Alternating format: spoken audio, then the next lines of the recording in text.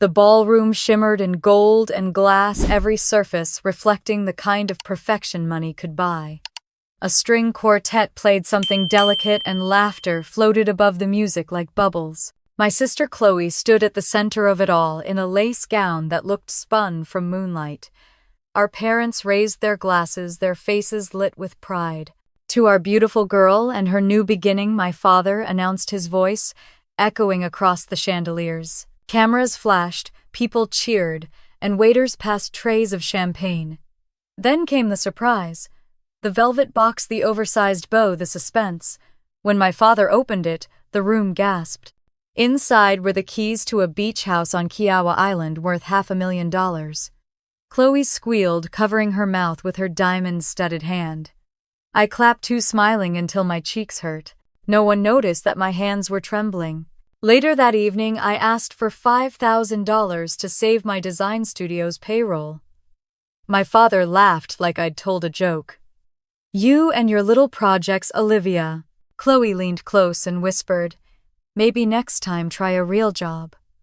Their laughter followed me out the door, heavy as the perfume in the air. I didn't cry, I didn't even breathe. I just left. The night outside was humid, Charleston air clinging to my skin like memory. The valet handed me my keys with a polite smile, probably wondering why the maid of honor looked like she'd just been hit by lightning. I got into my car and sat for a long moment staring at the reflection of the hotel lights on the windshield.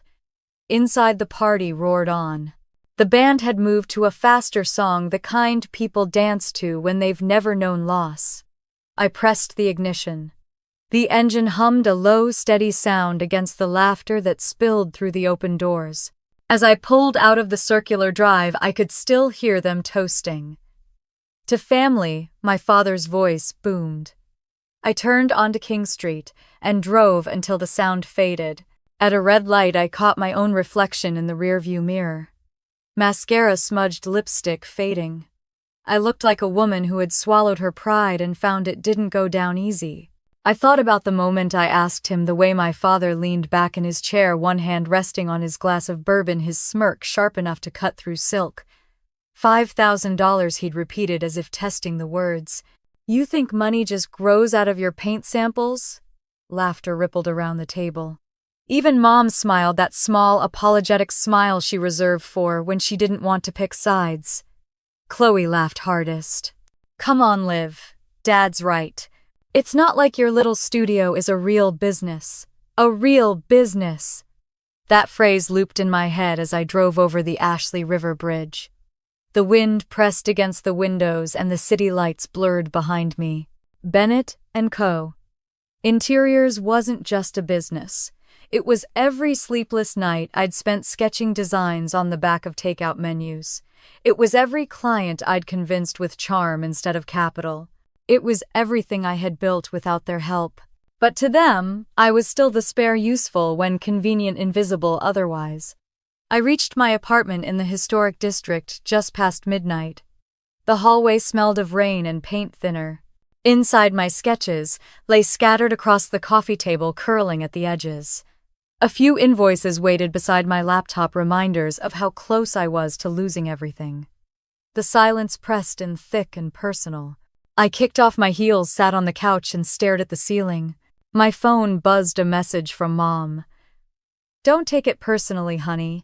Your father just wants you to be practical." I read it twice, then deleted it. Practical. That was what they called fear when it dressed up as advice. The next morning, I woke to sunlight slicing through the blinds. My head throbbed from the champagne I hadn't finished. I made coffee and opened my laptop. The numbers didn't lie. If I didn't find $5,000 by Friday, I'd have to let go of my last 2 employees. I traced the rim of my mug with one finger, remembering how easily my family had spent 10 times that on flower arrangements for Chloe's wedding. $500,000 for a beach house. Yet my request had been a punchline. I could almost hear my father's laughter in the walls. By noon, I forced myself out of the apartment and into the studio. The space was small, a converted storefront near Broad Street, but it had light, and the smell of sawdust and fresh paint reminded me why I'd started this in the first place. My assistant Grace looked up from her desk, her eyes worried. "Any news from the bank?" I shook my head. She nodded, trying to smile, then went back to her emails. The sound of tapping keys filled the room. I stared at the mood board on the wall, textures, fabric sketches of a dream half-built. It used to feel like hope. Now it felt like evidence of failure. That afternoon, I met with a potential client, a retired couple who wanted their beach house renovated. They liked my ideas, but hesitated when I mentioned the deposit. "You're young," the husband said kindly. "Are you sure you can handle a project this size?" I smiled the way women do when they've been underestimated their entire lives. "Yes, sir, I can." They promised to call me next week. They didn't. I knew that tone, the polite no that dressed itself as maybe. That evening, I sat by the window, watching the rain smear the glass. My phone rang. It was Chloe. For a second, I almost didn't answer. But I did. "Hey, big sis," she chirped. "Just wanted to thank you again for your help with the seating charts. Everything turned out perfect." Her voice dripped with satisfaction. I closed my eyes. "Glad it worked out," I said. "You sounded upset last night," she added, feigning concern. "Did Dad say something I bit my lip?" "No more than usual," she giggled. "You know how he is. Don't take it to heart." Then, as if remembering something, she said, "Oh, and guess what? Brad and I are flying to the island tomorrow to see the house. You should come visit sometime." My throat tightened. "Maybe," I said. She paused. "Anyway, don't work too hard, okay? Life's too short." When she hung up, I stared at my phone until the screen went black. Outside, thunder rolled low over the harbor. I opened my sketchbook and flipped through old drawings. Between the lines of graphite and watercolor, I found one that stopped me, a house design I'd sketched months ago, modern glass-fronted facing the sea. A home built on independence. I traced the outline with my thumb. For the first time since the wedding, I felt something flicker in my chest. Not anger, not even grief. Just a quiet, steady pulse. Determination. I walked to my desk and pulled out a blank sheet of paper. At the top, I wrote 3 words, 6 months plan. Underneath, I listed every client I'd lost, every connection I could rebuild, every corner I could cut to save cash. I didn't know how yet, but I knew I would rebuild. Not for them, for me. Because the next time they laughed, it wouldn't be at my expense. The rain softened to a whisper outside. Streetlights shimmered across the wet pavement. I stood by the window watching the city breathe.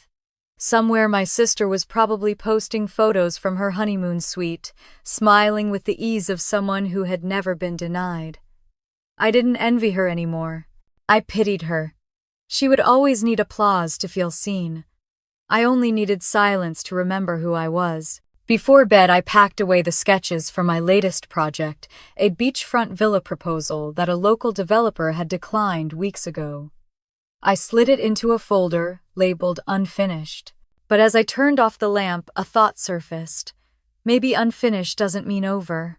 I lay in the dark, listening to the hum of the ceiling fan, and whispered to myself, "They laughed at $5,000. Let's see how they handle 500,000. When I finally slept, I dreamed of waves crashing against glass walls, of headlights cutting through mist, of the sound of an engine I didn't yet own but already knew. A Rolls-Royce Phantom. In the dream, I wasn't running away anymore. I was coming home. When I was 10, my room was the smallest one in the house, the one by the laundry chute, with a single window that opened halfway. My parents used to call it the practical room. I called it the forgotten corner. The walls were pale yellow, the paint chipping in the corners, and on humid nights the scent of detergent from the basement would drift in. My sister Chloe's room was twice the size, facing the river with soft curtains and a balcony. "She's delicate," my mother would say whenever I asked why. "You're the strong one, Liv. You don't need fancy things." I believed her for a long time. I learned early that strength meant silence. When Dad lost a client, I helped Mom sort bills on the kitchen floor. When Chloe got sick, I fetched soup, kept her company, missed school. I was praised for being reliable, never for being happy. Every birthday gift I got was something useful. A lamp, a book on architecture, a sturdy pair of shoes. Chloe's gifts were dresses, jewelry, and once a puppy she lost interest in after 2 weeks. I was the one who fed it every morning before catching the bus. The first time I noticed the imbalance was when I was 12. Chloe had thrown a tantrum because Dad forgot to pick her up from ballet practice. He rushed out the door without finishing dinner. The next day, he brought her roses and an apology. That same week, I won a regional art contest and showed him the certificate. He patted my shoulder and said, "Good job, honey," without looking up from the newspaper. I folded the paper in half and threw it away that night. It didn't feel like rebellion. It felt like a small act of survival. By the time I hit high school, I'd made peace with invisibility. My friends called me quiet, but I liked how silence gave me space to observe. I fell in love with buildings, their angles, their patience. Architecture made sense. People didn't. I used to sit by the Battery on weekends, sketching the old Charleston houses and dreaming about rebuilding them someday. When teachers asked what I wanted to be, I said, "An architect." My mother always corrected me with a polite laugh. "She means decorator. Lives great with colors." In my senior year, I got a scholarship offer from the Savannah Institute of Design. Full tuition, living stipend, the whole thing. I waited until dinner to tell them, thinking maybe this time they'd see me. Chloe was talking about her upcoming debutante ball, twirling a fork through her hair when I interrupted. "I got accepted," I said. "It's a full scholarship." Mom smiled but didn't lift her eyes from her plate. Dad muttered, "That's far, isn't it?" Chloe frowned. "So you're leaving me here alone?" I blinked, stunned. "I'm going to college, not another planet." Chloe crossed her arms. "Guess some people can just walk away." That night, as they toasted Chloe's dress fitting and her future, I realized something I'd never let myself think before. Love in our house wasn't given. It was earned, and no one ever told me what the currency was. At 22, I left Charleston with 2 suitcases, a hand-me-down laptop, and $160 saved from a summer job at a hardware store. Mom hugged me quickly the way she always did when she didn't want to smudge her lipstick. Dad stood at the porch saying, "Make us proud." I almost laughed. They'd never said that to me before. Chloe waved from the window, half asleep, wearing my old hoodie. "Don't forget us," she said, like I ever had the chance. Atlanta was loud, restless, and unkind in all the ways that force you to grow.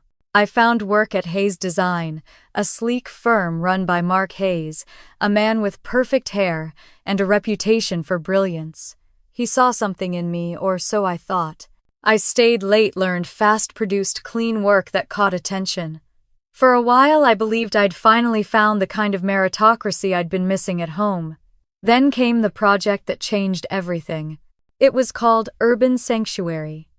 My design, a modern home that fused old Southern architecture with sustainable materials, caught Mark's eye.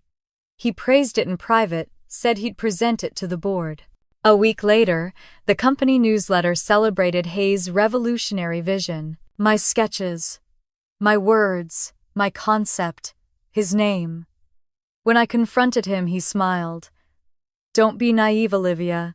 Everyone contributes around here." I wanted to shout, but the words turned to ash on my tongue. Strong ones don't complain. The day he accepted an award for that design, I watched from the back of the room. The applause filled the space like thunder, but it didn't reach me. I stood perfectly still, promising myself that one day I'd build something no one could steal. That night, I packed my desk, left my security pass on the table, and walked out without saying goodbye. I came back to Charleston 6 months later with a small loan, a heart full of bruises, and a plan. I rented a narrow storefront on Broad Street and hung a wooden sign above the door, Bennett & Co. Interiors. It wasn't much, but it was mine. The walls smelled of plaster, the floor creaked, and the light flickered. Still, it felt more alive than any corner office I'd ever seen. I sent an email invitation to my family for the grand opening. Only Mom replied a single line. So proud of Chloe's engagement, you should see her ring. Opening day came and went. I poured myself a glass of cheap champagne, stood under the sign, and toasted alone. Through the window I could see families walking hand in hand, couples laughing. I whispered to the empty room. This is the first space I built without apology. Months passed. I found a few clients, mostly small residential jobs. People appreciated my precision, though they rarely remembered my name. Chloe got married that winter. The pictures flooded my social media feed: white roses, chandeliers, smiling parents. Her caption read, "When dreams come true." Underneath, Mom commented, "Our shining star." I scrolled past, not because I didn't care, but because I finally understood my role in this story. I was the scaffolding they built their happiness on. One night, as rain drummed against the windows of my studio, I saw an email pop up. The sender, Mark Hayes. Olivia, long time. I might have a project that could use your touch. Big opportunity. Let's talk. I stared at the screen for a full minute. Every nerve in my body screamed no, but a quieter voice inside whispered yes, the part of me that wanted to prove I was no longer the assistant he could erase. I typed 3 words. Let's discuss details. The next morning I looked at my reflection in the storefront glass. My hair was tied back, dark circles under my eyes, but there was a steadiness in my face I hadn't seen before. The girl who used to beg for approval was gone. What remained was someone who knew the cost of silence and the worth of persistence. As I looked up at the carved sign once more. The paint had chipped at the corners, and a gust of wind rattled the door. I smiled. "Don't worry," I said softly to the space that had carried me through every disappointment. "We're just getting started." The email sat in my inbox for 2 days before I opened it again. Mark Hayes' name glared at me like a headline I'd already read too many times. "Let's reconnect," he'd written. "There's a luxury development in Charleston that could use your vision." Vision. The same word he'd used when he took mine. I hovered over delete, but curiosity won. A small, bitter part of me wanted to know what game he was playing.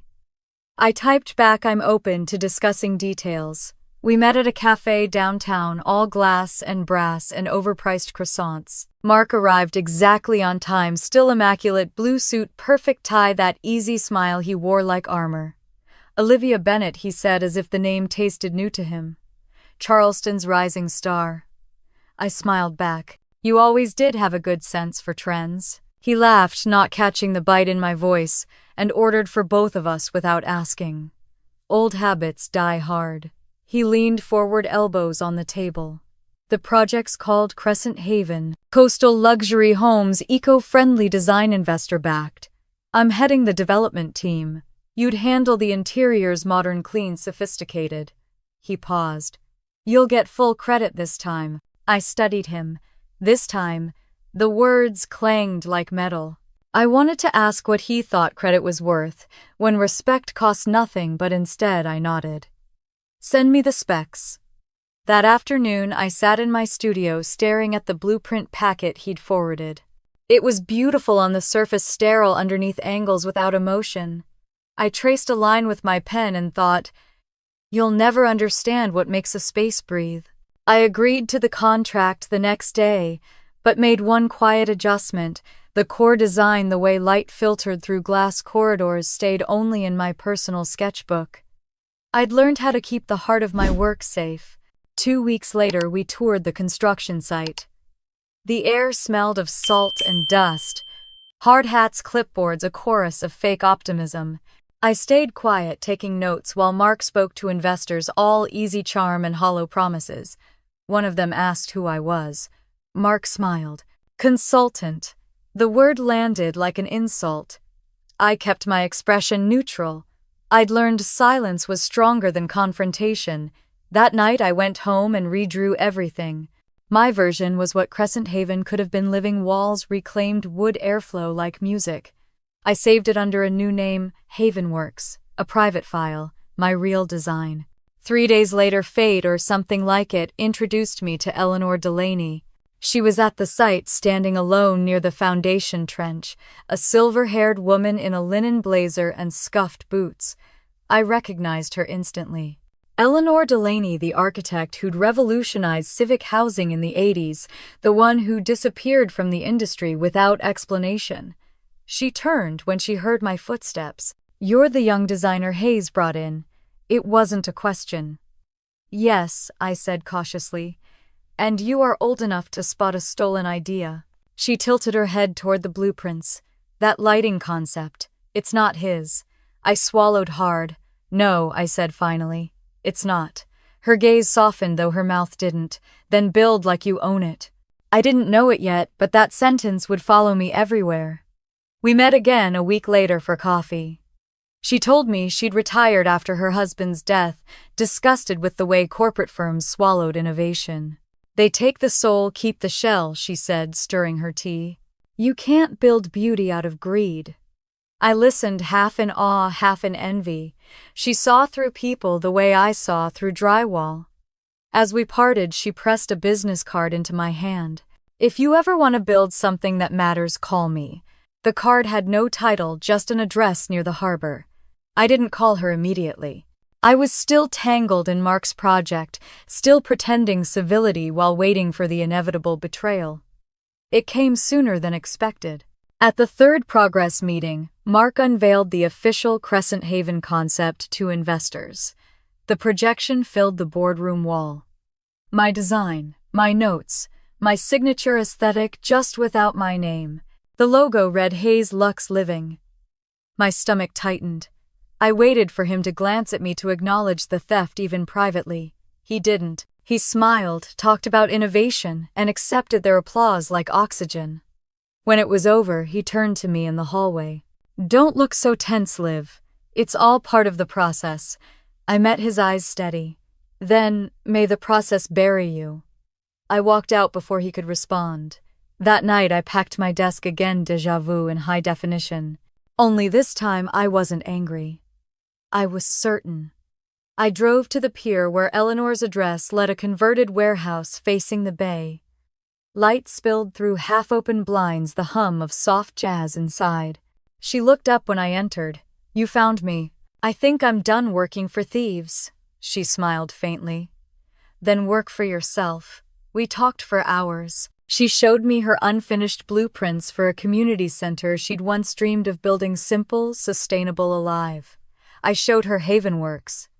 She studied my sketches, tracing one corner with a finger. "You build like someone who's been erased," she said quietly.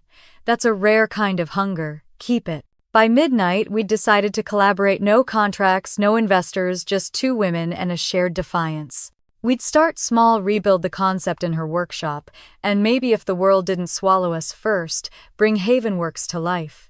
A week later, the article hit the Charleston Design Journal. Mark Hayes leads Crescent Haven into a new era of eco-luxury. His photo smiled up at me, self-satisfied. I almost felt sorry for him. Almost. Because I knew something he didn't. Stolen blueprints can't hold foundations. Eleanor called that afternoon. "You saw it." I did. "Then you know what to do." I opened my laptop, deleted every file tied to Hayes Group, and began again. No glossy logos, no fake promises, just sketches, equations, and hope. On the first page of my new notebook, I wrote, "Build quietly. Let the results make the noise." Weeks passed in the rhythm of work. I spent my mornings drafting, my afternoons in Eleanor's workshop, our hands stained with graphite and sawdust. She hummed while measuring wood. I learned to listen to the creak of beams, the language of light. One evening, as the sun bled into the water, she said, "Every blueprint tells two stories, the one you draw and the one you live through it." I nodded. "Then I want mine to say survival." She smiled. "It already does." The night we finalized the first prototype, thunder rolled outside, shaking the glass panes. I remembered the night years ago when I'd watched Mark walk onto that stage and claim my work.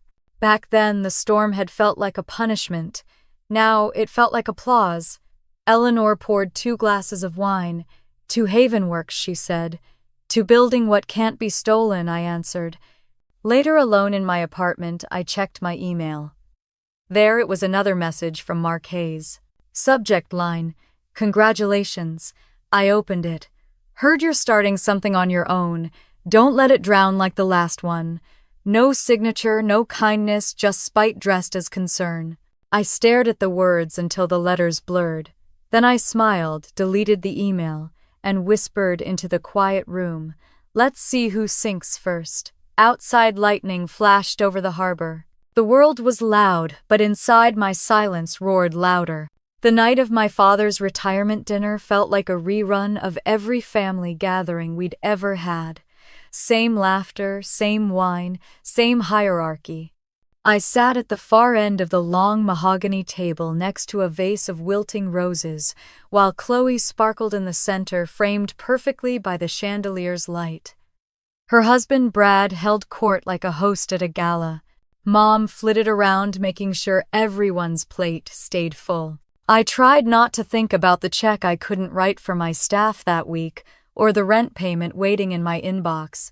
Every laugh at that table sounded like another reminder that I was the ghost in my own family story. Dad cleared his throat, tapping his glass. "To my wonderful wife, who's been by my side through every project, and to my daughter Chloe, whose new company is expanding faster than we ever dreamed." The guests clapped, cameras flashed, and I smiled, pretending my throat didn't burn. "What about Liv?" someone asked a distant cousin who clearly didn't know the family script. Dad chuckled, dismissive. "Oh, she's doing her creative thing, right, Liv?" I lifted my glass. "Right, my creative thing." The laughter that followed was polite, hollow, and sharp enough to cut. Chloe turned to me with her perfectly practiced smile. "Still running that little studio. You must love what you do." I set my glass down steady. "I do. Love doesn't always come with applause." For a second, the air froze. Then Brad leaned over and said, "Art's for dreamers, Olivia." "But you've always been the serious one, haven't you?" I excused myself before I said something that would have torn the evening apart. Outside, the night was cool, the garden lights glowing in soft yellow rings. I stood by the river wall, my heels sinking slightly into the grass, and breathed. The sound of laughter floated from the house, familiar, distant, and wrong. For a moment I almost left, but some quiet voice inside urged me to stay. Closure didn't come to those who ran. When Dad came outside to smoke, I waited until he saw me. "Dad," I said softly. He nodded, still lighting his cigarette. "I need to ask you something." He exhaled smoke into the dark. "What is it, $5,000? I said. "I'm short on payroll this month, just until next contract closes." He stared at me, the ember of his cigarette glowing red between us. Then he laughed. Not a soft laugh, a deep, full-bodied one. $5,000, Liv. You can't be serious." My chest tightened. "I'm not asking for much. It's a loan." He shook his head, smirking. "You've got to stop treating your hobby like a business. You're not Chloe. You've never been practical." I felt something inside me go still. "So that's a no." He flicked ash into the grass. "Don't make a scene. Your sister's guests are still here." I nodded, too stunned to speak, and turned to leave. As I reached the patio door, Chloe stepped out. Her dress shimmered under the garden light. "You can't just ask Dad for money like that," she said. "It's embarrassing." I turned my voice low. "You got a beach house as a wedding gift. I asked for $5,000 to pay my employees." She folded her arms, sighing dramatically. "Because I made smart choices, Liv. You could have stayed in Atlanta, worked with real firms. But no, you had to be the rebel." I almost laughed. "You think independence is rebellion?" Chloe tilted her head, pity dripping from her voice. "I think you mistake stubbornness for success." I stared at her, the wind lifting her hair, and realized how familiar those words sounded. They were our parents' voices wearing her face. I said quietly, "And you mistake privilege for talent." She blinked, offended. "I was only trying to help." "You've helped enough," I said, brushing past her. The gravel crunched beneath my heels as I crossed the driveway. Each step felt heavier and lighter all at once. By the time I reached my car, the laughter from the house had faded. I sat behind the wheel, my hands shaking. I opened my banking app. $2,143. My throat closed. It wasn't the number that hurt, it was knowing how small I seemed. To them, how small they'd made me believe I was. I leaned back, staring at the house through the windshield. Warm light glowed in every window. From this distance, it looked perfect, too perfect, like a photo framed to hide the cracks. I started the engine. As the tires rolled down the long driveway, I whispered, "You laughed at $5,000. I'll make sure you remember that number." The next morning, I unlocked my studio. The air was stale papers scattered where I'd left them. Grace, my assistant, wasn't there. She'd quit last week after her last check bounced. I sank into my chair, staring at the sketches pinned to the wall, lines and dreams all blending into each other. My phone buzzed. An email from the landlord, final notice. Rent due. I read it once, then closed the screen. Instead, I opened another message waiting from Eleanor Delaney. "I have a project you might want to see. Not glamorous, but it has purpose. Meet me at the docks tomorrow morning." I typed back before thinking, "Tell me when and where." The sound of my own voice startled me when I said aloud, 5,000 reasons to build my own empire. That night, I sat on the floor of my apartment, surrounded by unpaid invoices and empty coffee cups. The city hummed outside my window, indifferent. I looked around at my quiet space and realized it mirrored me, stripped down but still standing. My phone buzzed again. "Mom." I let it ring. I wasn't ready for another apology that wasn't one. I picked up the bracelet lying on my coffee table, the one Mom had given me on my 18th birthday. A reminder, she'd said, that no matter how far you go, you'll always have a home here. I held it up to the light. The clasp had broken. One of the pearls rolled onto the floor, spinning until it stopped by the leg of my chair. I didn't pick it up. Some things weren't meant to be fixed. I wrote in my notebook instead, "No more asking. No more waiting. Build what they said you couldn't." The next morning, I packed my portfolio and headed to the docks. The air smelled like salt and rust. Boats rocked gently against the current, seagulls cried overhead. As I waited for Eleanor, I thought about everything I'd left behind, every dinner, every comment that told me to stay small. I realized none of it hurt anymore. It just didn't matter. When Eleanor arrived, she looked radiant in her simplicity, white shirt, dark slacks, eyes bright with purpose. "You came," she said. "You asked," I replied. She smiled, a knowing smile, as if she understood every battle I'd just walked away from. "Good," she said. "Then let's build something no one can take from you." That evening, I returned to the studio and wrote 5 words on the whiteboard above my desk, the price of their laughter. I circled it once, capped the marker, and stood back. The air felt lighter somehow, as if the room had exhaled with me. From the window, I could see the faint outline of my parents' neighborhood across the river, the lights glittering like stars that refused to dim. For years, I'd mistaken those lights for guidance. Now I knew better. They weren't beacons, they were warnings. I turned off the lamp, whispering into the quiet, "You won't hear me coming next time." Then I slipped into bed, the smell of salt still clinging to my hair, and dreamed of walls rising from blueprints drawn in defiance, and a foundation laid not with forgiveness, but with focus. The studio was silent when I unlocked the door. Morning light seeped through the blinds, slicing across the dust that floated in the air. My sketches were still pinned to the wall, curling at the edges, the smell of stale coffee lingering like an accusation. Grace's desk was empty, her chair turned toward the window. She'd left her mug behind a floral one I'd bought her for Christmas. It still had a lipstick print on the rim. I ran a finger along the edge of my drafting table and whispered, "We tried." An envelope sat on my laptop, the landlord's final notice. I didn't open it. My phone was face down beside it, mercifully quiet. When I finally turned it over, the screen lit up with 0 new messages. Clients had stopped calling. My calendar looked like an empty field. I sank into my chair and stared at the blueprints that once meant everything. The room felt like a body that had lost its pulse. By noon, I packed the last of my things into a cardboard box, rulers, a few samples, my sketch pads. I turned off the lights, locked the door, and stood for a moment on the sidewalk outside. Across the street, the boutique where Chloe shopped gleamed in the sun. I could see her reflection in the window laughing with a friend, her perfect hair catching the light. I didn't look away. I just watched until she disappeared into her car, the same silver SUV she'd once bragged about buying just for errands. The drive home was short but heavy. The Charleston streets blurred past all oak trees and ghostly Spanish moss. I parked in front of my apartment, left the box on the passenger seat, and sat there until the dashboard clock blinked 2:47. I'd been here before, invisible, starting over the same ache humming under my ribs. Only this time I wasn't angry. I was numb.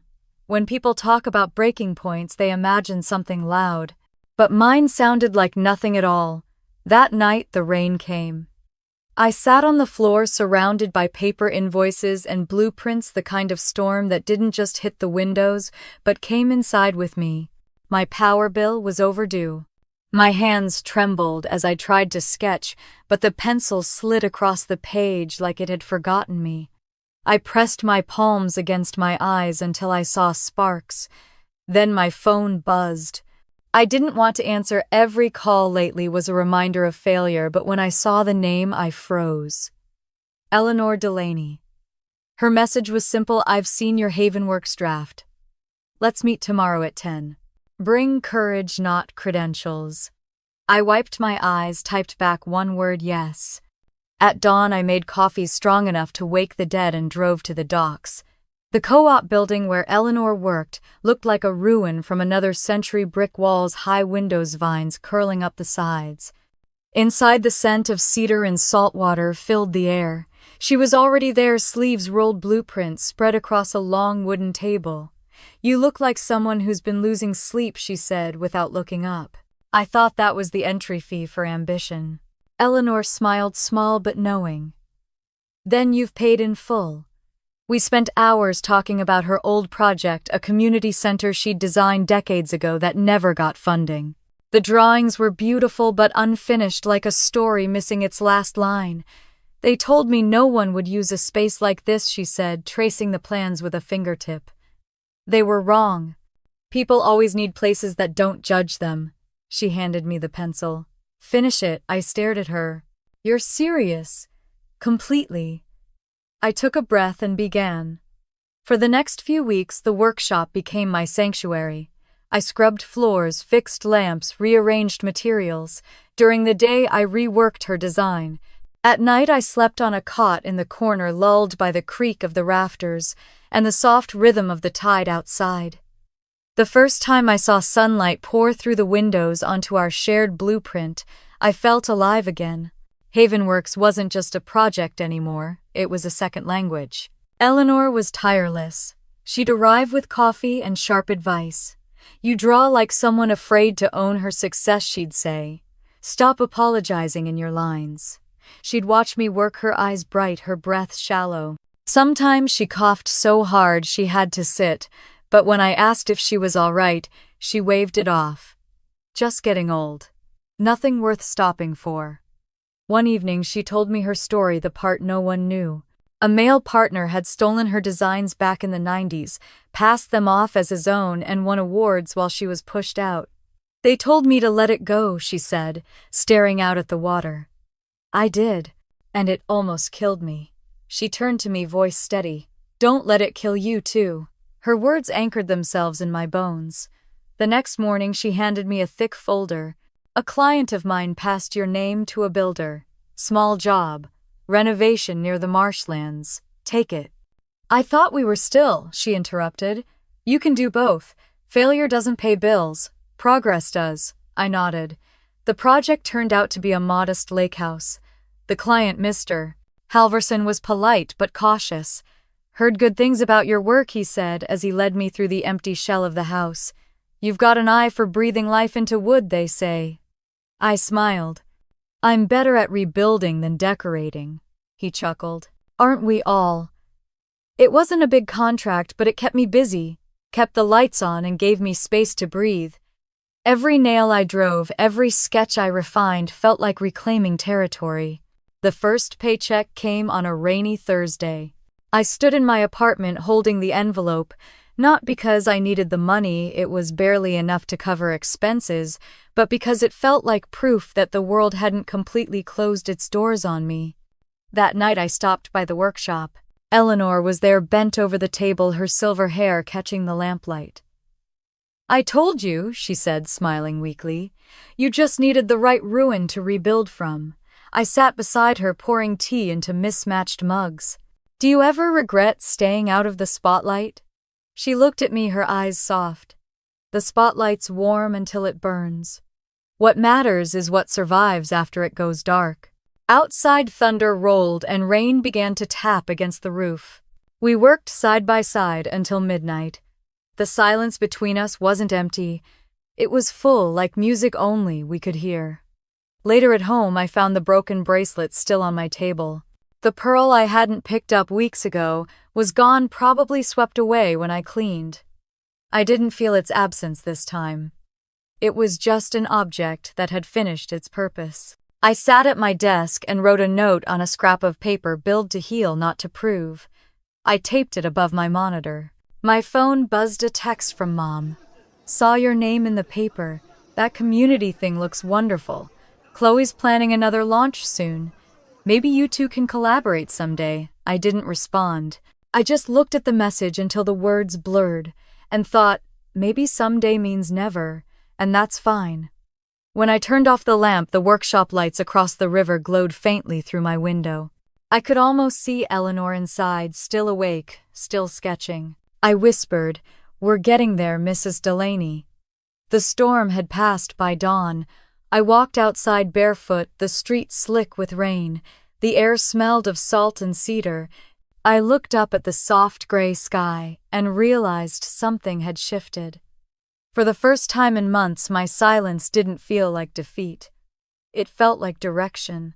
I went back inside, opened a fresh page in my notebook, and wrote 2 words in bold pencil: next foundation. Then I began to draw again. The sun poured through the tall warehouse windows, cutting warm stripes across the concrete floor. I could hear the hum of saws from the back room and the faint rhythm of seagulls outside. The co-op was alive again. Mrs. Delaney was already there, sleeves rolled up, leaning over a drafting table covered in blueprints. "You're late," she said, without looking up. "Only by 5 minutes," I replied, setting down 2 coffees. "You really don't sleep, do you?" She smiled faintly. "Not when there's purpose left." The space felt different now, brighter, fuller. We'd been reworking her old design for weeks, turning the abandoned community center project into something new. I adjusted a light over the model, tracing my finger along the transparent panels. "What if we opened the side corridor here?" I asked. "Let the air flow through and make it feel less boxed in." Mrs. Delaney tilted her head. "You think like an architect, not a decorator." "Maybe I was just mislabeled," I said softly. She nodded. "Then let's relabel you." By midday, the concept had a name: Havenworks. A place that shelters people and ideas. We said it out loud together, testing the sound. It felt right. Solid, like the word itself carried weight. "Every generation needs a builder who remembers the ones before," she said, her voice slow and deliberate. I wrote that line down in the corner of my notebook. Maybe one day I'd have the courage to put it on a wall. Later that afternoon, while we were setting up for a presentation to a small civic group, a man walked in. He was tall, with sand-colored hair and a calmness that didn't quite fit the noise of the workshop. He looked around, stopping in front of our scale model. "Who designed this?" he asked. "We did," Mrs. Delaney replied. "It's a concept for sustainable mixed-use housing." His gaze drifted toward me. "You drew the structure," he said, not as a question. "With her," I said. "You've got an eye for balance," he said, smiling. "Most people overcrowd the page. You leave room for light." His name was Ethan Ward. He owned a small construction firm that specialized in reclaimed materials. He wasn't like the corporate men I'd met before. No arrogance, no performance, just observation. We spoke for a few minutes about airflow ratios and timber grain, but beneath the words was something quieter curiosity. I wasn't sure if it was professional or personal, and I wasn't sure I wanted to find out. Before leaving, he handed me his card. "If you ever need partners, call me," he said. After he left, Mrs. Delaney arched an eyebrow. "He seems interested in the project," I said. She laughed. "Of course." A week later, he emailed. The subject line read, "Let the land speak." The message was short. "Come see a property near Sullivan's Island. I think Havenworks could belong there." I hesitated. My last partnership had nearly broken me. But Mrs. Delaney's words echoed, "Not every offer is a trap. Some are invitations to evolve." We drove down the coast that Friday. The road cut between marshland and sea, the horizon trembling in heat. When we arrived, the property looked like nothing, a tangle of weeds and broken cement slabs. But when I stepped out of the car, the air felt open, expectant. Ethan walked ahead, pointing toward the remains of an old foundation. "The previous builder left after a storm," he said. "Said the soil couldn't handle weight. But I think they just didn't listen to what the land wanted." I crouched down, brushed my fingers over a cracked stone. "Everything broken tells you how to rebuild it," I murmured. He looked at me, eyes narrowing in appreciation. "Exactly," he said. "That's why I want you on this project." Mrs. Delaney smiled behind us. "Then it's settled," she said. But I wasn't ready to agree so easily. The memory of betrayal still lingered like static in my chest. On the drive back, I stared out the window, watching the coastline blur. "Do you trust him?" I asked. "No," she said. "But I believe in giving trust the chance to prove itself." That night, I couldn't sleep. I kept hearing Mark Hayes's voice, his mock sympathy when he stole my designs, his polished laugh at that gala. "You'll never get far without a man's network," he'd said. I gripped the sheets, whispering into the dark, "Then I'll build my own." The next morning, I said yes to Ethan's proposal. We started surveying the site within days. The air was heavy with salt, the ground soft beneath our boots. I took photos, made sketches, noted where light fell at different hours. "You see patterns," Ethan said, watching me. "Most people just see chaos." "That's the secret," I said. "Chaos is just order waiting to be drawn." He smiled. "I think you and I speak the same language." Work began slowly then, all at once. We met daily at the co-op, refining blueprints, measuring, arguing, laughing. It felt strange to work with a man who didn't compete, he simply contributed. Mrs. Delaney called us the storm and the anchor. She wasn't wrong. I was relentless, pushing past limits. Ethan was steady, methodical. Together we built rhythm. One night after a long day, Mrs. Delaney sat beside me on the bench outside the workshop. The harbor was quiet, the sky streaked with pale blue. "You know why I chose you, Liv?" she asked. I looked at her. "Because you needed an assistant." She smiled sadly. "Because I needed a successor. My health's not what it used to be." I felt my chest tighten. "Don't talk like that. I have to," she said gently. "When they pushed me out, I stopped believing my work mattered. Then I met you. You reminded me that building isn't about youth, it's about continuity." I didn't know what to say, so I didn't say anything. I just reached for her hand, and we sat there as the tide rolled in. A week later, the city council called for a public presentation of Havenworks. It was our chance to prove the project's value and secure a small grant. I spent 3 sleepless nights perfecting our proposal. The day of the hearing, I wore my cleanest blazer, smoothed my notes, and stood beside Mrs. Delaney at the podium. When my turn came, I spoke about structure and sustainability, about how the design wasn't just a building, but a system that healed itself much like people.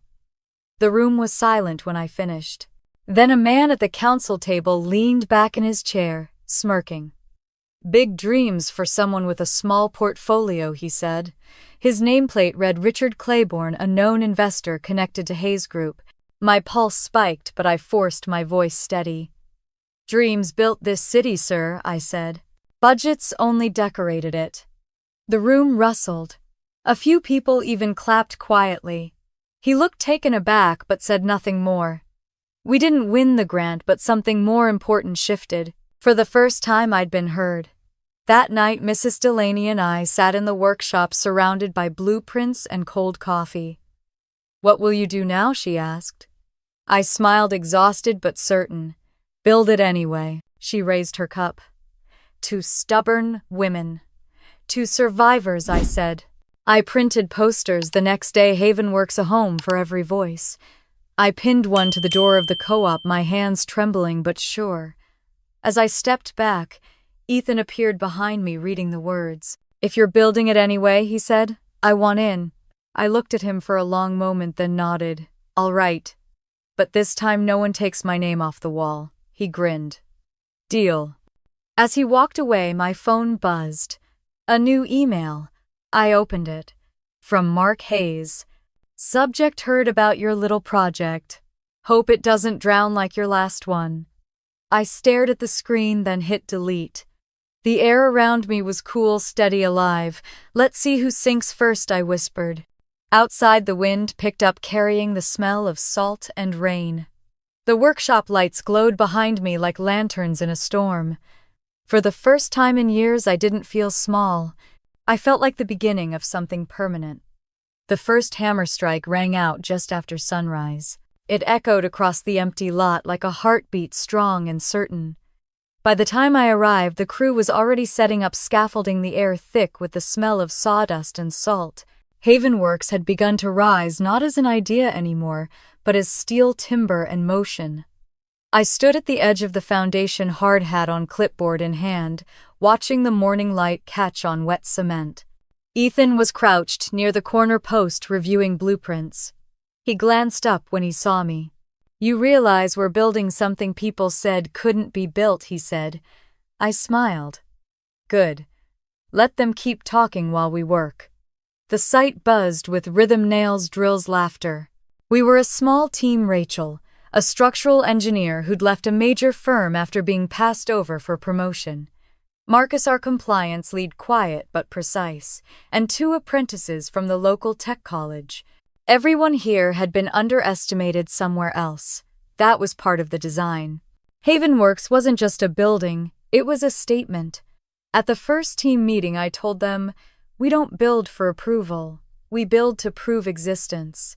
They clapped, not politely but with belief. That sound stayed with me long after the meeting ended. By the second week, progress was tangible. Walls, framed beams stood tall, and the sunlight hit the open spaces exactly as I'd imagined it months ago. Every nail driven felt like reclaiming a piece of something I'd lost. Mrs. Delaney came by every few days, her steps slower, but her spirit sharp. She'd stand by the fence, hands in her pockets, smiling like she was watching her own resurrection. "You're making the blueprint breathe," she told me one afternoon. "That's all any designer ever wants." Then came the letter from the city: scheduled inspection, possible compliance concerns. My stomach dropped as soon as I read it. The date matched perfectly with our first open wall phase, when everything would still look raw. Ethan found me pacing outside the trailer. "You think it's Hayes?" he asked. "I know it is," I said. "He's been waiting for a crack." He nodded, jaw tight. "Then we give them nothing to find." The next 3 days blurred together. Rachel double-checked every bolt and beam. Marcus reviewed codes line by line. We slept in shifts fueled by black coffee and stubbornness. When the inspectors arrived, I greeted them with calm I didn't entirely feel. They wore neutral expressions, clipboards ready, the smell of bureaucracy heavy in the air. "Routine check," one of them said, though his tone carried a faint trace of skepticism. They walked the site for 2 hours. I followed, silently, answering questions, pointing out reinforcements, explaining airflow systems and safety measures. Finally, one of them closed his folder and said, "This site's cleaner than City Hall." The other laughed under his breath. As they left, Ethan clapped me gently on the shoulder. "You just beat them with silence." That night, I found Mrs. Delaney sitting on the steps of the workshop, her breathing shallow. "You should be resting," I said. She smiled faintly. "I wanted to see it while I still can." My chest tightened.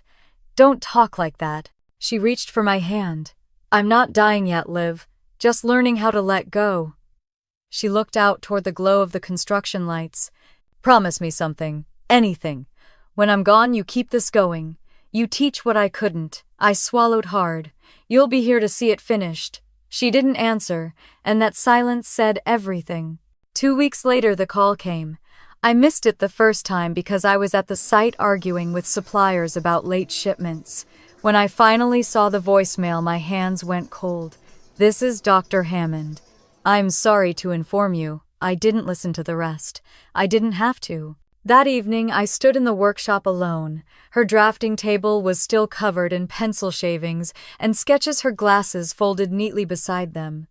I found a sealed envelope addressed to me in her handwriting. Inside was an old blueprint, the first Havenworks draft, and a note that read, "Every strong woman was once called stubborn. Don't apologize for it." I pressed the paper to my chest and whispered, "I won't." The next morning, I went back to the site. Everyone could see something had changed in me, but no one asked. They just worked harder. That was the kind of team Delaney had built, a family made of quiet understanding. When the first wall went up, I stood beneath it, the sun behind me, wind tugging at my hair. For her, I said softly. Rachel nodded. For all of us. As the structure grew, so did our momentum. Havenworks wasn't just a building anymore. It was proof that loss could still create life. We reimagined the space, added a rooftop greenhouse, expanded the workshops to include youth mentorship programs. The local paper published a small article, "Former Architect Revives Charleston's Forgotten Lot." It was just a few paragraphs, but it spread faster than we expected. That weekend, I overheard 2 city officials walking by the site. "You heard of that Havenworks thing?" one asked. "Yeah, they're saying it's the future of sustainable design." The other laughed. "Funny, isn't it? Wasn't she the one who worked for Hayes?" The mention of his name no longer made me flinch. It just reminded me of how far I'd come. Then the news reached my family. I knew at the moment Mom called. "I saw your name in the paper," she said, her voice half curious, half wary. "It's good you're doing better." "Thanks," I said. "How's Dad?" "Slowing down," she replied. "He's proud, you know." "Is he?" There was a pause. "Well, Chloe says it's inspiring. Maybe she'll visit your center someday." I smiled to myself. Maybe someday. We both knew it meant never. The following week, we hosted a soft opening for the local community. Kids ran through the open corridors laughing. The air smelled like cedar and new beginnings. Rachel played tour guide while Ethan adjusted a flickering light fixture. When it was my turn to speak, I stood on a small platform, microphone in hand. "This isn't about wealth," I said, my voice steady. "It's about work that outlasts mockery. About what happens when you stop asking for permission to exist." Applause rippled through the crowd. In the back, I spotted a bouquet of lilies with a small card tucked between the stems. The handwriting was familiar. "We're proud of you, Mom." I left the flowers on the table when I went home that night. Some things were better left where they bloomed. As evening fell, I returned to the site one last time before locking up. The lights from the second floor glowed across the street, casting long reflections on the wet pavement. I leaned against the railing, breathing in the scent of wood and rain. "Mrs. Delaney's voice echoed faintly in my mind. You build like someone who's been erased." Maybe that was true. But now I was no longer trying to be remembered. I was trying to build something that couldn't be forgotten. When I turned to leave, Ethan was standing near his truck, hands in his pockets, looking up at the building. "It's beautiful," he said. "She'd be proud." "She is," I said quietly. "She's everywhere in it." He nodded. "What's next for you, Bennett?" I smiled. "Expansion." He grinned. "Then I'll see you tomorrow." As he drove away, my phone buzzed. A notification from the city's business registry, Havenworks Incorporated. Approved. I laughed softly, a sound that surprised me. It wasn't triumph, it was peace. I looked up at the building one more time, the windows glowing like lanterns in the dark. They built walls around my silence, I whispered. I turned them into my foundation, and for the first time the world seemed to listen. 6 months later, the sun rose over Charleston like a soft apology. The glass facade of Havenworks shimmered in the morning light, every reflection alive with motion. Inside, the corridors buzzed with conversation, the low hum of computers and the rhythm of work that never quite slept. I walked through the atrium barefoot, coffee in hand, the marble floor cool against my skin. The building had become everything we dreamed of, open, breathing, alive. It no longer belonged to me alone. It belonged to the city. Rachel waved from her desk near the solar control panel. "You're in early," she said. "Couldn't sleep," I replied. "Too quiet, without deadlines." She smiled. "That's a good problem to have." I stood by the glass wall overlooking the courtyard. The garden below was filled with students from the design fellowship, the one we'd launched in Mrs. Delaney's name. Seeing them there always brought a strange ache, pride and grief stitched together. I'd kept my promise to her. Havenworks wasn't just standing, it was thriving. Then, the email came. It arrived quietly, tucked between investor updates and newsletters, subject line Sunday lunch. Dad's birthday. My mother's handwriting scanned into the header image, elegant and familiar. "Your father insists you come this year," it read. "He'd like to talk. Chloe will be there too." I stared at the screen for a long time, the words bleeding into each other. Ethan appeared in the doorway with 2 coffees. "You look like someone deciding whether to set fire to something," he said. I handed him the laptop. He read the message and raised an eyebrow. "You going?" "Not for them," I said. "For closure." The road to my parents' house looked the same as it always had, oak trees arching overhead, gravel crunching under the tires, the faint hum of cicadas rising from the fields. But the house itself felt smaller now, like time had been quietly shrinking it while no one noticed. Paint peeled from the shutters and the once perfect lawn was patchy. A few balloons swayed half-heartedly on the porch rail. Mom opened the door with a tight smile. "You came," she said, as if she hadn't expected it. "Of course," I said, stepping inside. The air smelled like cinnamon and old perfume. In the living room, Chloe and Brad were already seated, their voices hushed but tense. They looked up as I entered. Brad's eyes darted to mine before dropping to the carpet. Dad sat at the head of the table, thinner than I remembered, his once commanding voice softer now. "Liv," he said the word, almost gentle. "It's good to see you." "You too," I replied, though it wasn't true. The meal passed in awkward silence until Chloe finally spoke. "We've been meaning to ask," she began. "You've built something incredible, Liv. Everyone's talking about Havenworks. Maybe we could." She glanced at Brad, then continued, "Collaborate somehow." Brad cleared his throat. "We're relaunching the firm," he said. "New investors, new projects. You could bring your sustainability magic to our designs." I set down my fork. "You mean the company that overbuilt luxury condos and went bankrupt?" He flushed. "That was bad luck." Chloe forced a laugh. "We just thought since we're family, it might be good PR." Mom nodded, eager. "It would mean a lot to your father. You've done so well. Maybe you could help them get back on their feet." The words were too familiar. Help, support, sacrifice. I folded my napkins slowly. "When I asked for $5,000 last year, you laughed. Now you're asking me for $500,000 in partnerships." Chloe's smile faltered. "It's not like that." "It's exactly like that," I said quietly. The room went still.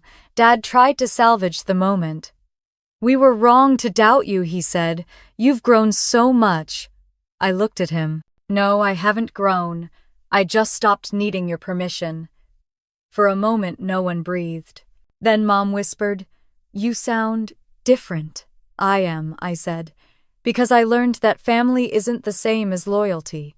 You taught me that." Brad muttered, "You don't have to be cruel." I turned to him. "This isn't cruelty, it's consequence." The words hung in the air, heavy and final. Chloe stared at her plate, eyes shining. "You've changed, Liv." I met her gaze. "So have you." just not in the same direction. When dessert came, no one ate. I stood to leave and Mom followed me to the porch. "You've done well," she said softly, "but don't forget who loved you first." I looked at her, searching for the mother I used to imagine was hiding underneath. "You didn't love me first," I said. "You just noticed me last." Her face crumpled, but I didn't stay to watch. The air outside was thick with the scent of rain. I walked to my car keys, trembling in my hand.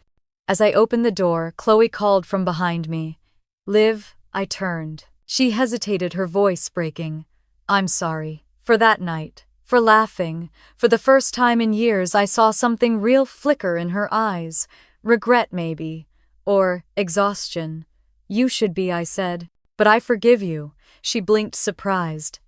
"Just like that?" "No," I said. "It took a lifetime." I drove away without looking back. The rain started halfway down the highway, soft at first, then steady. When I reached the bridge, I slowed.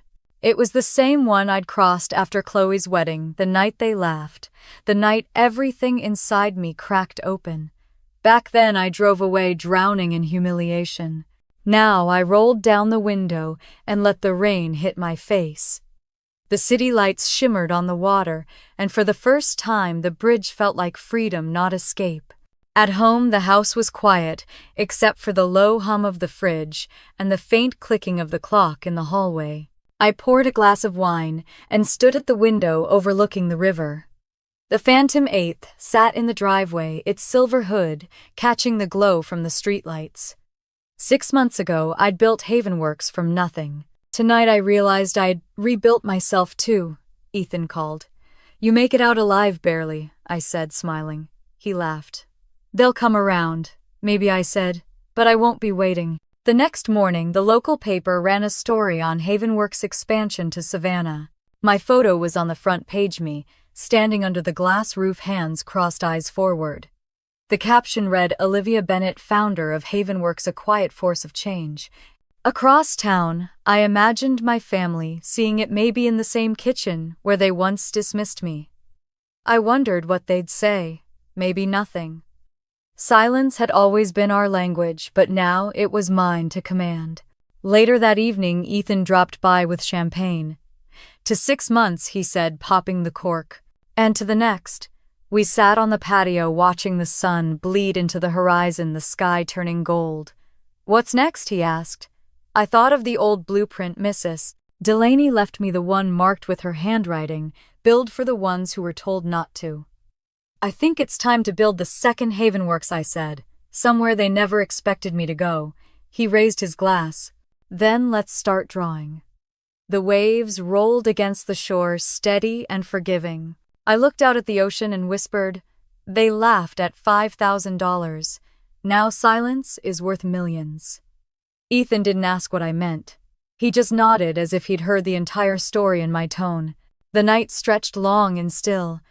For the first time, my heart wasn't heavy with what I'd lost, it was full with what I'd built. The engine of the Phantom purred like silk as I turned onto the coastal road. The late afternoon sun melted into the water, scattering light across the windshield. 6 months had passed since the confrontation at my parents' house, and I'd spent every one of them buried in blueprints and deadlines. Havenworks Savannah was nearly complete now, a larger, bolder version of the first. Success had a strange texture. It was both exhilarating and lonely. When I first sketched the design for Havenworks, I never imagined it would bring me here, to a place where silence was no longer my wound but my weapon. I pulled into the driveway of my new home in Riverland Terrace. The iron gates parted quietly, revealing the glass-fronted mansion I had designed myself. It wasn't just beautiful, it was deliberate. Every line, every window, every reflection spoke of independence. I parked beneath the porte-cochere, the car door closing with a whisper. The house glowed in the golden hour, its surface mirroring the river. Inside, everything was clean, pale oak and marble, sunlight flooding through high windows. This was what I'd built from the ashes of mockery. I walked through the foyer, barefoot, my steps echoing. For a moment, I just stood still, letting the hum of the house wash over me. I had imagined this so many times, the first night in a place entirely mine. No borrowed walls, no shared air. Only peace. I poured a glass of wine and stepped out onto the terrace. Below, the river bent in slow curves, calm and endless. I whispered to no one. This is what $5,000 turned into. A knock on the door broke the silence. I wasn't expecting anyone. When I opened it, I froze. Chloe stood there in a cream blazer, her hair pulled into a low bun, her eyes shadowed. Behind her, Brad lingered by a white SUV. "Can we come in?" she asked. Her voice was soft, uncertain.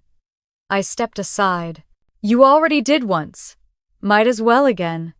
They followed me into the living room. Chloe's gaze swept over the space, its wide glass panels, the art on the walls, the light cascading across the stone floor. "Nice place," she said, forcing a smile. "Must have been a good year." "It's been a quiet one," I replied. Brad sat down awkwardly on the edge of the couch. "We wouldn't be here if it weren't serious," he began. "Our firm's in trouble. The investors pulled out. We lost 2 major contracts. Chloe took over. We thought maybe you could help. You have the resources now, and you know the industry." She paused, eyes flicking to mine. "It would be good for the family." I laughed softly, not cruelly, but with disbelief. "The family," I repeated. "That's an interesting word for people who laughed me out of their dining room." Chloe looked away. "That was a mistake. We know that now. You don't get to rewrite history because the ending changed," I said. "You told me I was foolish for chasing something small. Turns out small things grow when you stop crushing them." Brad tried again, his voice edged with desperation. "We're just asking for a chance to collaborate. Maybe you could merge Havenworks with our firm's Save Jobs, help us rebuild." I set down my glass. "You mean the same firm that used to call me the family embarrassment, that refused to hire me because I was too emotional for leadership? The one you built on the illusion of perfection?" He shifted in his seat. "That's not fair." "Fair?" I asked. "When I asked for $5,000, you laughed. When I needed a chair at your table, you told me to bring my own." "I did. I built an entire house instead." Chloe's eyes welled. "You don't have to be cruel. This isn't cruelty," I said evenly. "It's consequence." For a long moment, no one spoke. The only sound was the faint ticking of the clock. Finally, Chloe whispered, "We made mistakes. We were jealous." I was jealous. I softened just slightly. "You should have told me that a long time ago." She looked at me helplessly. "You don't know what it's like being the golden one, always afraid to fall." I thought being adored meant being safe. I met her eyes. And I thought being invisible meant being nothing. Turns out we were both wrong. She nodded slowly, tears sliding down her cheek. Brad rose to his feet. "We'll go," he said quietly. "I shouldn't have asked." "Brad," I said as they reached the door, "I hope you find what you were building for. But this house, this life, it's not built from pity. It's built from proof." When the door closed, I felt no satisfaction, no triumph, only stillness. The air felt lighter, cleaner. Forgiveness, I realized, didn't always need words, it just needed distance. Later that evening, Ethan came by to drop off reports from Savannah. He found me sitting on the terrace, the sky deep purple above the river. "You look like someone who just won a war," he said. "Maybe I did," I said, "a quiet one." He poured himself a glass of wine and sat across from me. I saw the new blueprints. "You're really expanding this thing, huh? Global plans?" "Maybe," I said. "Maybe not for me. For the women who come after. For the ones still told they don't belong in the room." He leaned back, studying me. "You've changed, Liv." "I just stopped apologizing," I said. "Turns out that changes everything." My phone buzzed. A news alert flashed across the screen. Mark Hayes investigated for fraud. I clicked it open. The article detailed a string of financial irregularities, client lawsuits, and forged contracts. His empire was collapsing. Ethan saw my expression. "What is it, Karma?" I said simply. He chuckled. "She's punctual this time." I smiled. She just needed a good architect. We sat there in silence, the sound of the river filling the gaps. The lights from the city glimmered faintly on the horizon. For the first time in years, I didn't feel like running towards something or away from it. I was exactly where I belonged. Later that night, I walked through the house again, each room glowing under soft lamps. When I reached the staircase, I stopped. To the left was a small study, the one room I hadn't furnished yet. I opened the door. It was narrow, with one window facing the water. The walls were white and bare, but it felt familiar. I realized why. It was the same shape as the tiny room I grew up in, the one nobody wanted.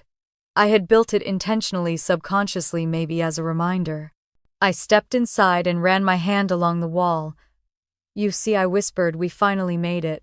The next morning, I drove the Phantom along the bridge at sunrise. The city unfolded in front of me, golden and still. I thought of all the nights I'd cried, driving this same route, wondering if success would ever feel like enough. Now I knew it wasn't about enough. It was about arrival. When I returned home, a text waited from the National Architecture Board. "Congratulations, Miss Bennett.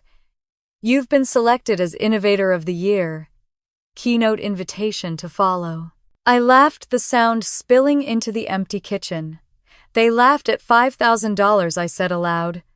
"Now they'll pay to hear me speak." I poured another cup of coffee, watching the light stretch across the water. For the first time, I didn't need validation from anyone. The silence was no longer heavy. It was golden, like the world had finally tuned itself to my frequency. Outside, the river moved without rush, reflecting the sky's slow awakening. My house stood still and radiant at the edge of the world, proof that some dreams don't shout when they arrive, they whisper, and the world listens. The invitation arrived on a Thursday morning, tucked inside an envelope with gold trim. My mother's handwriting curved neatly across the front. "Family dinner Sunday. For your father's birthday, please come." I stared at it for a long time, turning it over in my hands, as if the paper might tell me what they really wanted. It had been more than a year since the night they laughed me out of their house. The idea of returning to that table felt surreal, like walking back into a memory I'd already buried. When I told Ethan, he didn't try to convince me either way. "You don't owe them attendance," he said. "I know," I replied. "But sometimes justice deserves a witness." Sunday came too quickly. The drive back to my parents' house felt like traveling through time. The streets looked smaller, the trees older, and the air heavier with humidity and nostalgia. When I pulled into the familiar driveway, I saw the same porch light glowing, the same chipped mailbox, the same wind chime clinking faintly against the wood. It was as if nothing had changed except me. Mom opened the door with a cautious smile. "Liv, you look," groaned she said. "It's been a while." "It has," I said, stepping inside.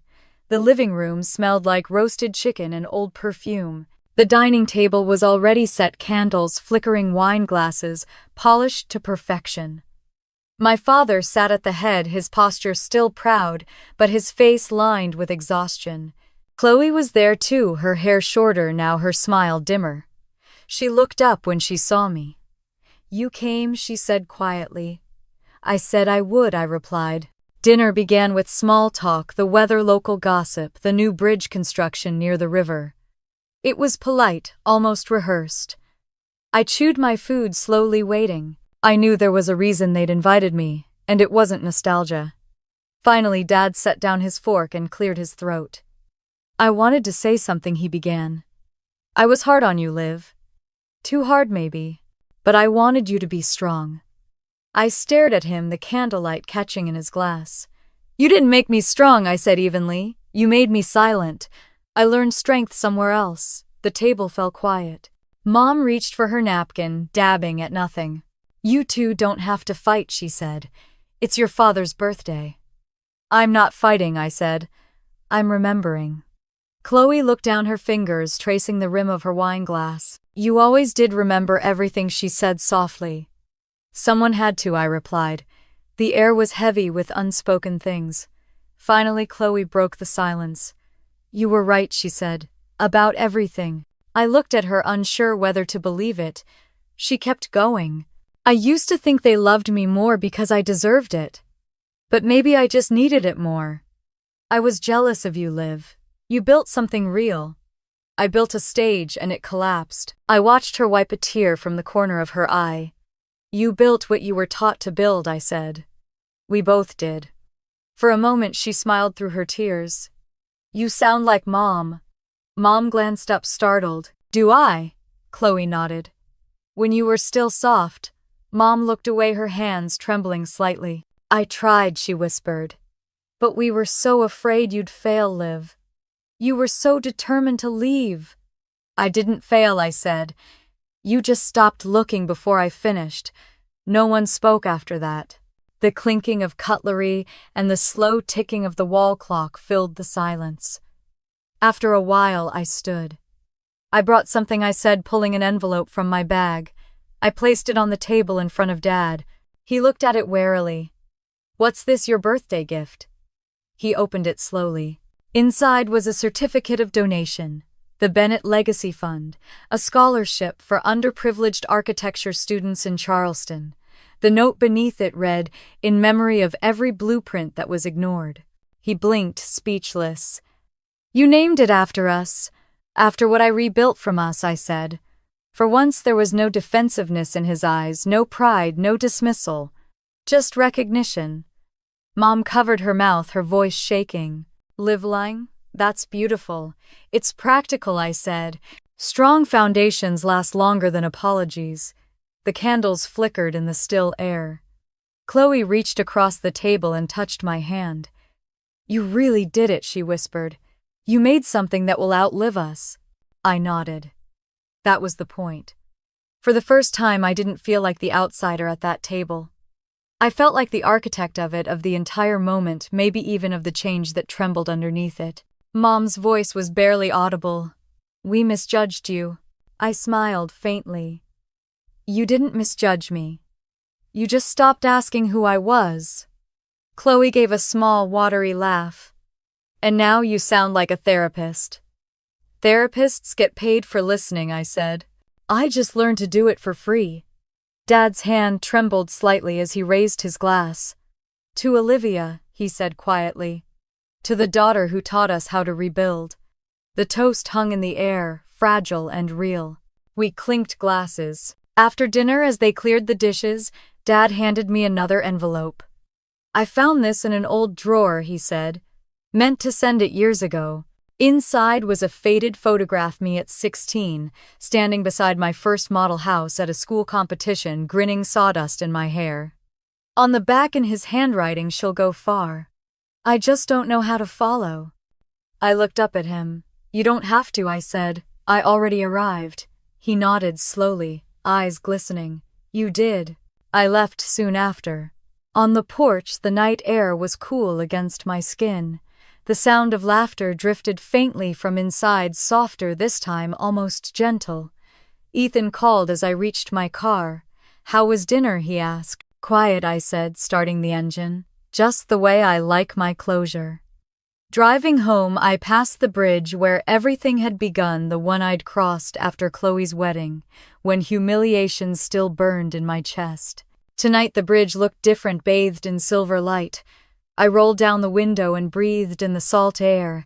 At a red light, I caught my reflection in the rearview mirror. Calm, steady, older. The woman looking back at me wasn't angry anymore. She was free. When I got home, the house was dark except for the warm glow from the study. I poured myself a glass of water and walked to the window. The city shimmered across the river, a constellation of human ambition.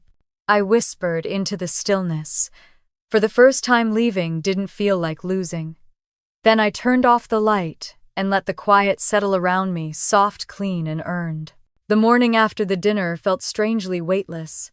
Sunlight drifted across the glass walls of my house, catching in the steam from my coffee. The city outside was slow to wake, and for once so was I.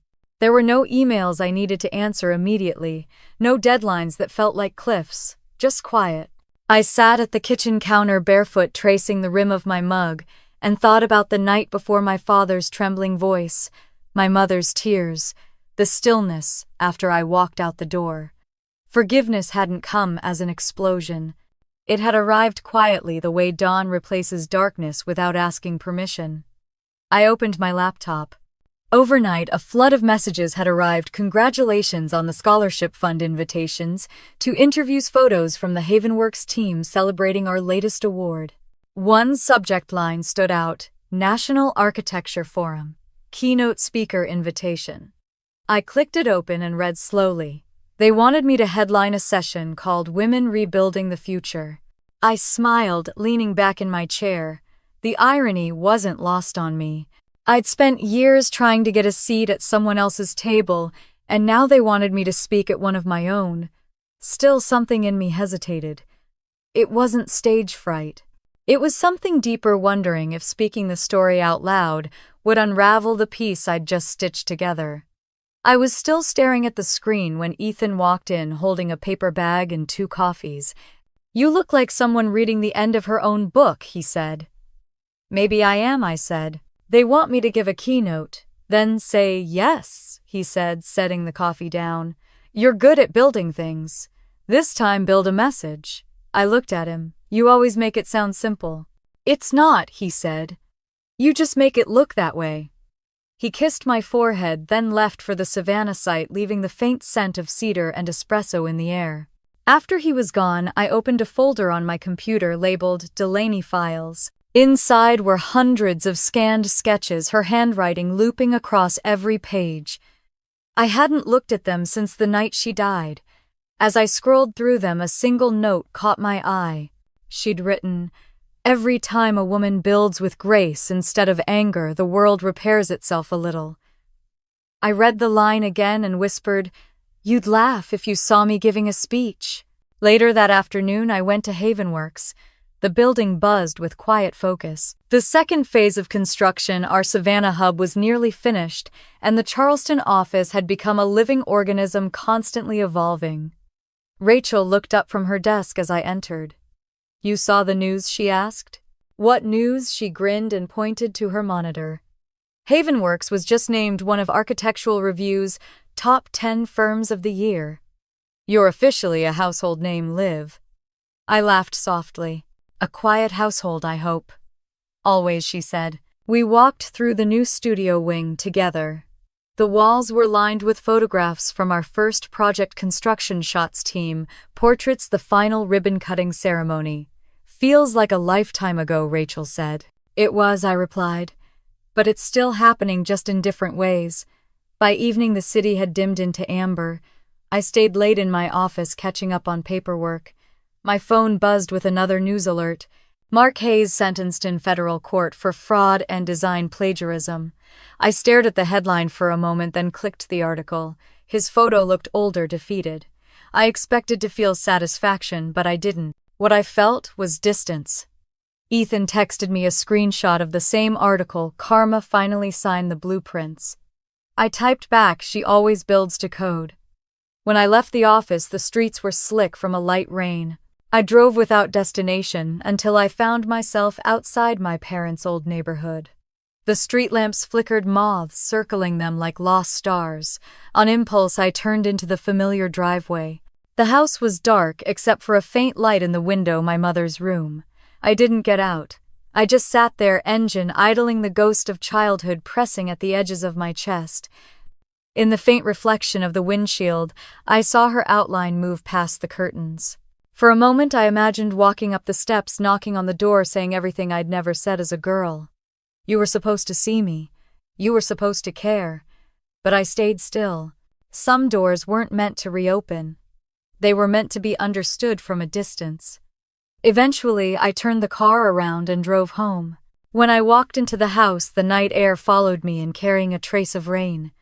I poured myself a glass of water and stood by the window overlooking the river. The reflection of the moon rippled across the current like it was breathing. I thought of all the versions of myself. I'd been the girl who begged for approval, the woman who worked through betrayal, the one who built from nothing but willpower and silence. Each of them had carried me here. The next day, a letter arrived at the office, addressed to the founding architect of Havenworks. Inside was a typed note from the National Architecture Board confirming my award, Innovator of the Year. At the bottom, handwritten in blue ink, someone had added, "You built more than a building, you built a language." That night I went for a walk along the pier behind my house.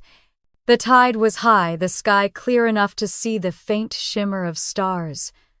The wooden boards creaked beneath my feet. I thought of Mrs. Delaney, of the first time I stood in her workshop angry and lost, and how she'd looked at me like she already saw the ending I couldn't yet imagine. By the time I reached the end of the pier, my phone buzzed with another message. It was from Chloe. "Dad's in the hospital. He asked for you." I stood there for a long time, wind tangling my hair, the screen glowing in my hand. I didn't reply right away. I just watched the water move beneath me, steady, unbothered. When I finally typed back, it wasn't what she expected. "Tell him I said thank you for teaching me what not to build." Then I added, "and tell him I'm okay." I hit send, slipped the phone back into my pocket, and breathed in the sea air. The silence felt full, not empty. Later that week, I met with the Havenworks team to discuss expanding into mentorship programs. As we gathered around the conference table, I caught my reflection in the glass wall, calm, certain, unrecognizable from the woman I once was. After the meeting, Ethan lingered behind. "So," he said, "what's next for Olivia Bennett?" I smiled. "More quiet revolutions." He raised his glass of water. "To building them. To living in them," I replied. That night, as I prepared notes for my keynote address, I wrote the title in bold letters across the page, "The House I Built from No." I stared at it for a long time, then closed the notebook. Outside, the world was quiet, the kind of quiet that meant completion. I turned off the light and whispered into the dark. She no longer needed revenge. Her existence became it. And for the first time in my life, I slept without dreaming of a door I needed to open. The morning light poured into the house like water through open hands. The air smelled faintly of salt and jasmine carried inland by the slow-moving wind. From the balcony, I could see the curve of the river reflecting the sky in ribbons of gold. Charleston was waking the city's heartbeat, soft and steady. I held a cup of coffee between my palms and watched the sunlight touch the glass of Havenworks across the bay. It gleamed like something alive, something breathing. The building no longer felt like a monument to pain, it was a promise fulfilled. Downstairs, the sound of keys tapping echoed from the kitchen. Ethan sat at the counter, glasses perched low on his nose, scrolling through his laptop. He looked up and smiled. "Morning, architect of peace," I laughed. "You're just saying that because the coffee's good," maybe, he said, "but also because it's true." The past year had moved like a tide, slow, deliberate, unstoppable. Havenworks had grown into more than a company. It was a movement. We'd launched 3 new projects, hired 30 new apprentices, and established the Bennett Legacy Fund, a scholarship for women in architecture who'd been told they weren't enough. Each time I saw a new face walk through those doors, I saw a fragment of who I used to be. And for the first time, I didn't flinch at the memory. When the mail arrived that afternoon, I almost missed it, a plain white envelope among contracts and invoices. But the return address caught my eye, the Bennett Legacy Fund. I tore it open and unfolded the letter. "Dear Miss Bennett, because of your scholarship, I'm studying architecture at Clemson. I want to build homes for people who never felt they belonged anywhere. Your story makes me believe that strength doesn't have to be loud. It can be steady like walls that hold when everything else falls apart. Thank you for showing me that silence can build too. Marisol D." I read the letter twice. Then I set it on the counter, staring at the words until they blurred. I didn't realize I was crying until one of the tears fell onto the paper. "You made it," I whispered. "All of you did." Ethan walked in carrying blueprints. He saw my face and paused. "Good tears or bad building tears?" I said. He smiled and poured me another cup of coffee. "The best kind." That evening we stood together in the main hall of Havenworks. The space glowed under soft lighting, filled with framed photos from every stage of our journey. The groundbreaking, the first prototype, the community workshops, even Mrs. Delaney's old sketches. On one wall, a new plaque had been mounted. "Build quietly. Let the results make the noise." Ethan followed my gaze. You ever think she'd be proud? I think she's still here, I said softly. In every nail, every line, every person who walks through these doors. He nodded. The Global Summit confirmed your keynote, by the way. Women Rebuilding the Future. That's quite a title, I smiled. It's not just about me, it's about all of us who were told no and built anyway. 2 weeks later, I walked onto a stage in San Francisco. The auditorium was full: architects, students, journalists, executives. The lights were hot against my skin, but my hands didn't shake. Behind me, a massive screen displayed the title of my talk, The House I Built from No. I stepped up to the microphone. When I was 25, I asked my family for $5,000 to save a dream. They laughed, and in that moment I thought failure had spoken its final word. But sometimes the world's laughter is just the echo of its doubt, not the measure of your worth. I built from that silence, brick by brick, rejection by rejection, and every no became a wall that held me steady when the storms came. The audience was silent. I went on. For years I thought I was building to prove them wrong. But I was wrong. I wasn't building for them. I was building for the girl I used to be, for the one who slept in the smallest room, who believed her worth depended on applause. That girl was enough then. I just had to live long enough to see it. A ripple of emotion passed through the crowd. I paused, breathing in the quiet. If there's one thing I've learned, I said, it's that you can't measure success by how loudly the world claps. You measure it by how deeply your work speaks when no one's watching. When I finished, the applause rose like a wave, sincere, heavy, alive. It wasn't the sound of validation, it was the sound of resonance. That night I returned home to the house by the river. The air was cool and filled with the scent of rain. I walked upstairs to the small room beside the staircase, the one I'd designed as a quiet studio. It wasn't much, just a desk, a lamp, and a single framed quote on the wall that read, "The room no one wanted." I sat down and opened my journal. The pages were full of plans for new projects, but tonight I didn't want to design, I just wanted to remember.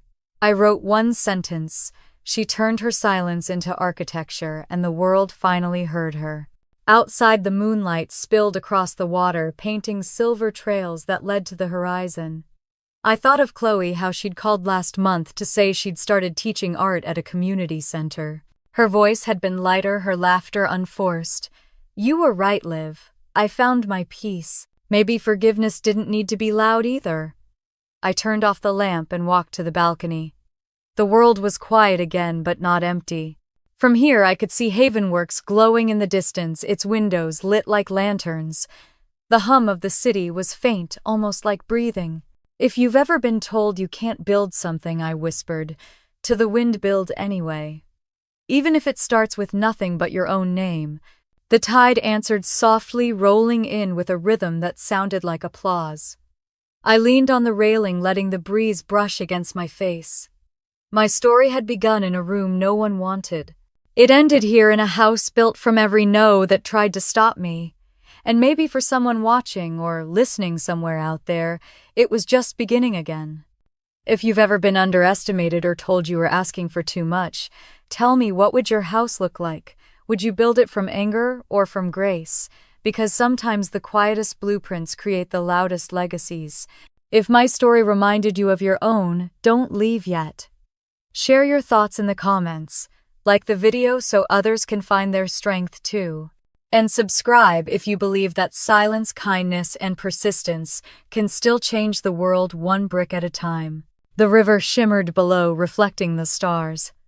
I smiled and whispered the final truth I had learned. Some houses are built with bricks. Mine was built with every no that tried to stop me.